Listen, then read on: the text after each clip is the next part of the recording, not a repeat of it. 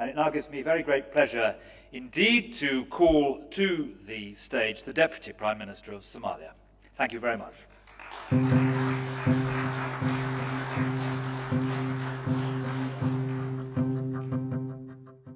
Minister Mitchell, other ministers, head of delegates, leaders of global institutions that on everyday basis work on one of the most noble actions on regular basis, I bring to you greetings and good hope from Somalia. And to begin with, I would like to thank the government of Britain, the Prime Minister and Minister Andrew for championing perhaps the most noble goal among the Sustainable Development Goals, that of eradicating hunger and that of saving the lives of children, preventing them from stunting, wasting, and eventual death. There is none more profound objective to pursue than this one. I speak on behalf of the vulnerable Somali communities that within the last year only have faced circumstances beyond their control, either in the form of famine or in the form of floods. I would leave the statistical, the empirical evidence, the scientific findings to the practitioners here. But let me give you some anecdotal evidence of what's happening on the ground in places like Somalia. 5 days ago, I visited a city called Baydhabo, southern Somalia, a city that has inhabitants of about 500,000 people, but an additional 700,000 people live on the outskirts of their city. These are people, vulnerable women, children, and youth who have been displaced from an extremely productive sectors of our nation, either by conflict, famine, drought, or war and conflict. So I would like to highlight and take a more systemic approach to the prevention of that and dealing with hunger when it comes to children.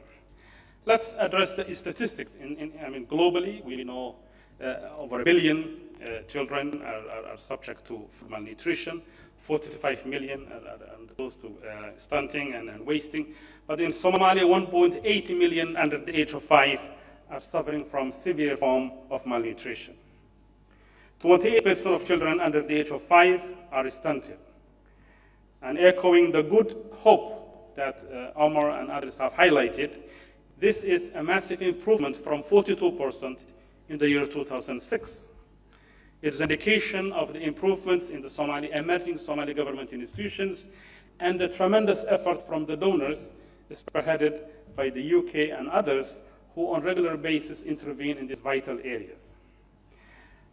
But the message I would like to bring from the Horn of Africa, we have similar situations and the larger African continent, to this global forum, and hopefully we will take our findings to the next scope in terms of coming with a much more concerted and collective effort globally and a more systemic approach at the national level in terms of combating child hunger.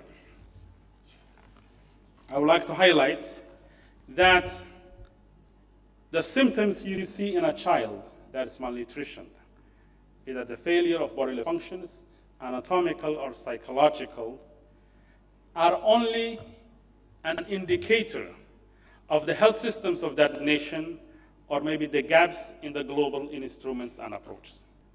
So if we fix the limitations in the health systems and the health sector, water and sanitation, social protection systems, financing of these important vital programs, perhaps we can find permanent and lasting solutions. As I have highlighted, these children that you will find in IDP camps were at one point living in the countryside with a lot of cattle, camel, and goats at their disposal, with very fertile farming lands. But because of conflict, climate change, and other natural and man-made disasters, their lives have been disturbed, their livelihoods have been disturbed. What are we doing as a government to address this issue? I think to echo yet again the positive hope, one of the missing elements in the effort to both treat and prevent child malnutrition was the absence of a viable state institutions in Somalia. And I think I can say with certainty that for the first time we have more than 10 Somali ministerial institutions, ministries, working on different aspects contributing to the prevention of hunger. I would like to highlight that for the first time we have a national social protection policy and safety net, something that was in the past purely a prerogative of international NGOs or local NGOs.